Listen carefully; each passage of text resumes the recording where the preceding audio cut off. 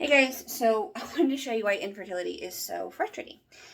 So, you have to test your ovulation every day when you are in your ovulation surge, which is usually predicted by the app you use and also to usually cycle day 10 or 12. So, yesterday I tested and it was what's called high fertility, which is that flashing. That means high fertility. When it's solid like this, it stays solid for 48 hours. That is supposed to be peak fertility. And it's the best time to try to get pregnant when you are getting pregnant naturally with a partner. Or in my case, I need to let my clinic know, hey, I surged. We have to move forward and get a trigger shot, and we have to schedule the IUI as soon as possible. However, that was at 8:30ish last night. This morning, so just over 12 hours later, it's about 10 o'clock in the morning, I tested again, thinking with a different stick, obviously. Now, could that stay solid so I can't retest with that monitor? So I tested with another one I had from a prior cycle. That means low fertility.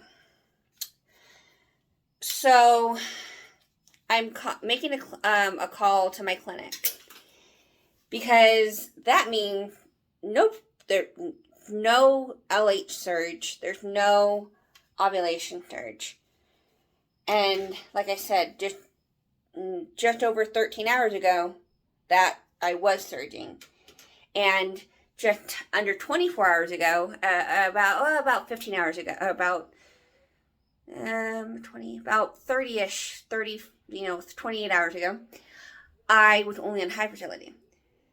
So I have a feeling we missed my window, which is really frustrating. So I have a call to my clinic, and they should be calling me back and letting me know what we think we should do forward. But sadly, I have a feeling that we missed it this time.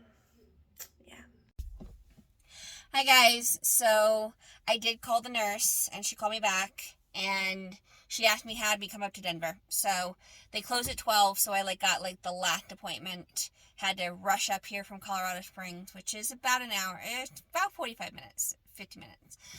Got up here, did the ultrasound.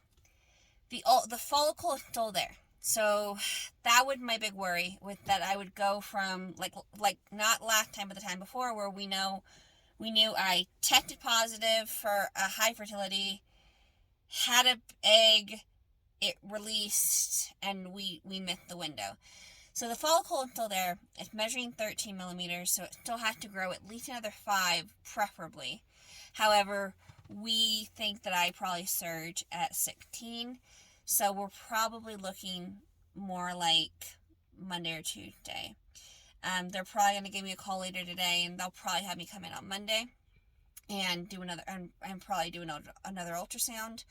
And I have to keep testing until then. So if I have a surge tomorrow, I have to let them know, and then we'll go from there. But yeah, so crisis somewhat averted.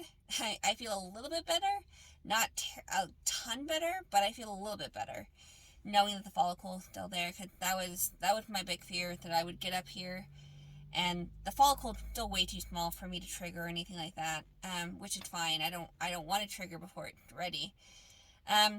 So yeah, the tests might have just been bad tests, and they obviously were like, well, you're not supposed to test after your second urine, which I know, but at the same time, it's hard to do that when you're when you want this so bad and you just kind of have anxiety around it. It's a very anxiety ridden process because you don't have any control over it and you don't have any say in the matter. So you have to rely on testing. And again, because I'm doing this without a partner, it's not just, being able to be like, hey, we have to go have some fun.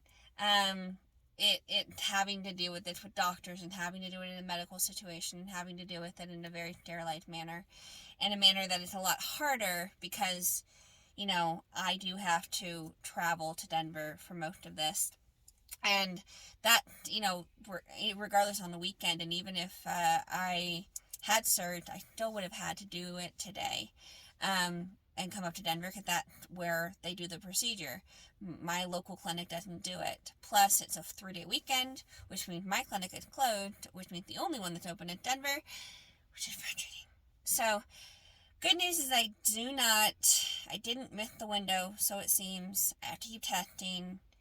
We're still on track. It was worth the extra $100 to have an ultrasound, just for the peace of mind of knowing that the follicle is still there. I haven't released. This could still happen this month.